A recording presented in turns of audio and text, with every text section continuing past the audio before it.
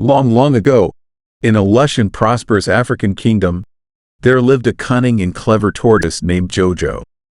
Jojo wasn't the fastest animal in the land, nor the strongest, but his sharp mind and quick wit always helped him navigate life's challenges.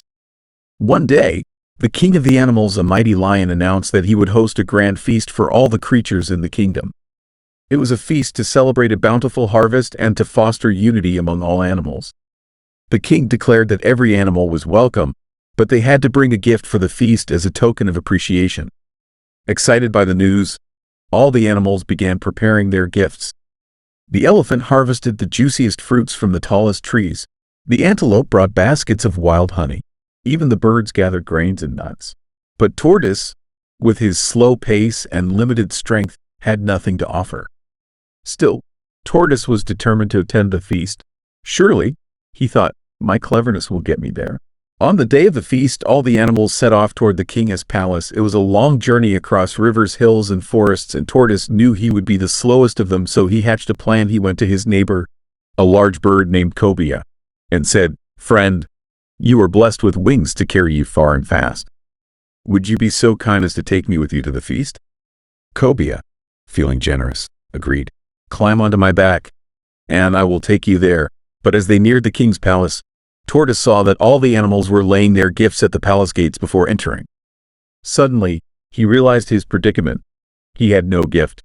Tortoise whispered to Cobia, "Friend, please set me down before we reach the palace. I have just remembered that I must gather my gift for the king. I will meet you inside." The bird obliged, and Tortoise slowly made his way to the palace gates.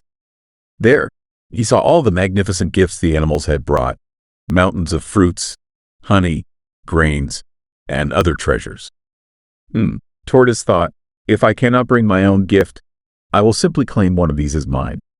He looked around carefully and noticed a large basket of bananas that the monkeys had placed near the gate when no one was looking. Tortoise pushed the basket closer to himself. Then when the king's guards asked him, "What is your gift for the king?" Tortoise pointed proudly to the bananas. "This basket is my gift, noble guards," he said with a confident smile.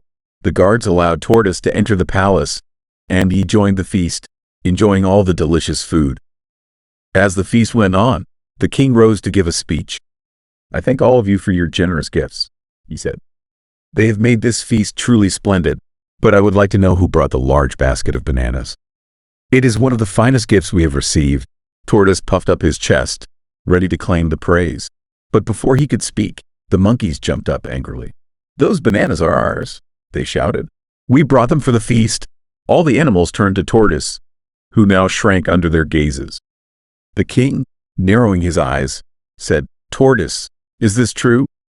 Did you steal the monkey's gift and claim it as your own?" Tortoise, realizing he had been caught, bowed his head in shame. "Yes, your majesty," he admitted.